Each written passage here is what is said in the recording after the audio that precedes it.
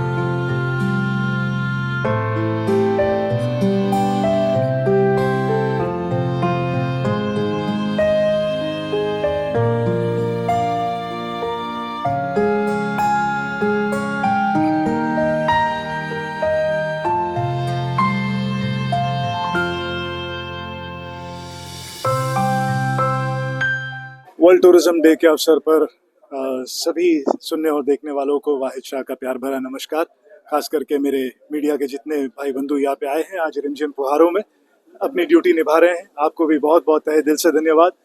मुझे यकीन है कि जितने भी हमारे अंडमान के भाई बहन हैं, साथी हैं, वो ये ज़रूर मानते होंगे कि अंडमान निकोबार आइलैंड के अंदर जो अगर सबसे बड़ी आमदनी का कोई सोर्स है तो वो टूरिज़्म है।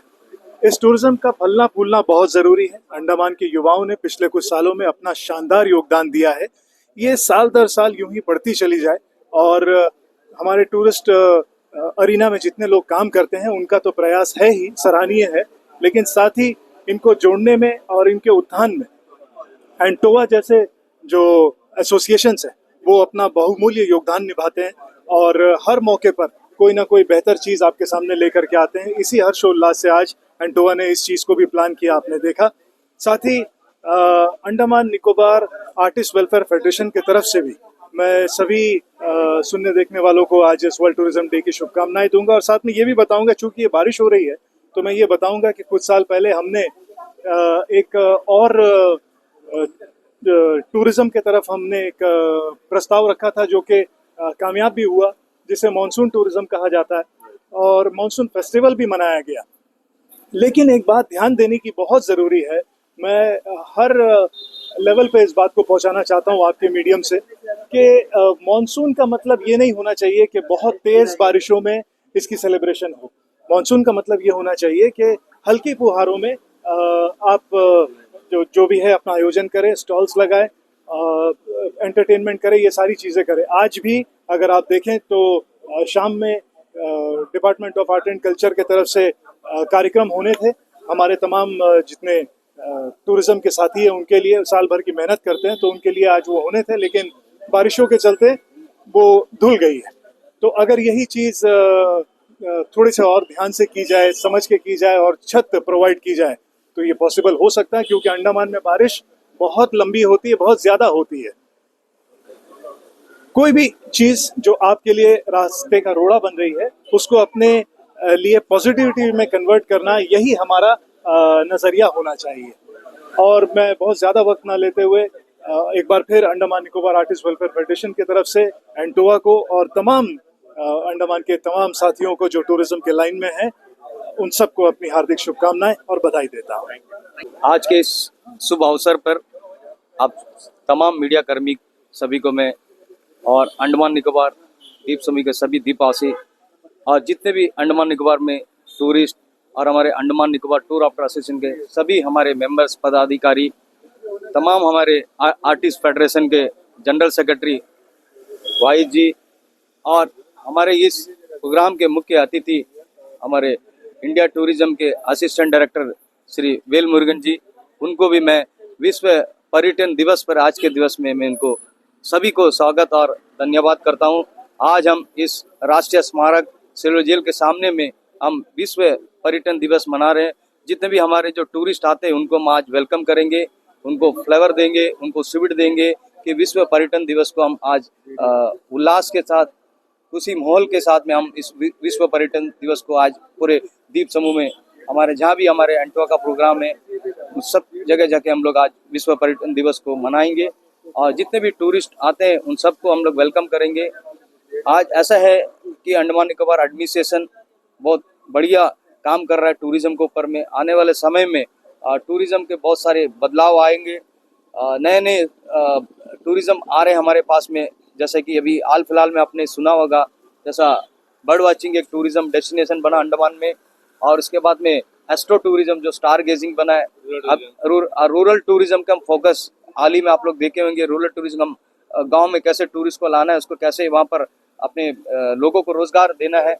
ज़्यादा से ज़्यादा हमारा जो अंडमान निकोबार एसोसिएशन का, हमारा जो एंटवा का जो विजन और मिशन यही है कि ज़्यादा से ज़्यादा आइलैंडर यूथ इस टूरिज्म इंडस्ट्री में जुड़ना है।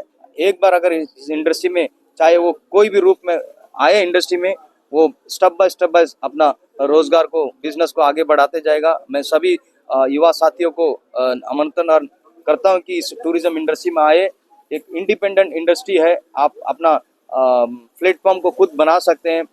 जैसे कि एडमिनिस्ट्रेशन अभी कैरावन टूरिज्म भी ला रहा है, क्रीक टूरिज्म भी ला रहा है, बहुत सारे टूरिज्म अभी आने वाले हैं।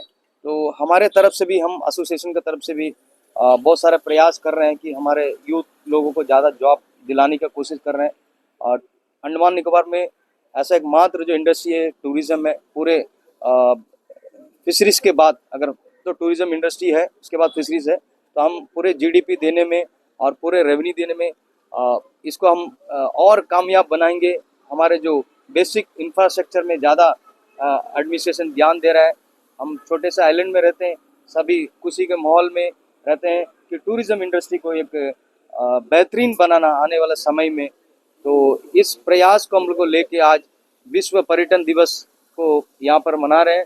जो भी हमारे साथ में जुड़े हैं, जितने भी टूरिज्म स्टेक होल्डर हो, आर्टिस्ट फेडरेशन हो, हमारे सारे मेंबर्स हो, हमारे आज के मुख्य अतिथि हो, सभी लोग से आज विश्व पर्यटन दिवस मनाने का सभी को पुनः एक बार मैं शुभकामनाएं देता हूँ। और खासकर हमारे जो जितने भी एंटवा का प्रोग्राम है उसको हमेशा प्रमोशन देने में सबसे बड़ा अगर जो भी योगदान है हमारा मीडिया भाई है।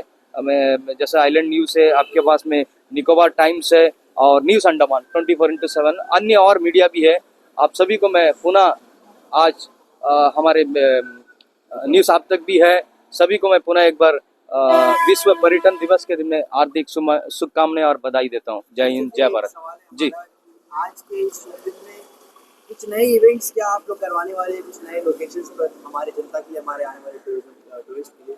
नहीं, आज ऐसा है, बहुत सारे जो प्रोग्राम हमारे एडमिनिस्ट्रेशन की तरफ से भी हो रहा है। अभी कुछ समय के बाद एडमिनिस्ट्रेशन का हमारे जो मुख्य सचिव जी, उनका साथ में एक वार्तालाप सेमिनार होगा।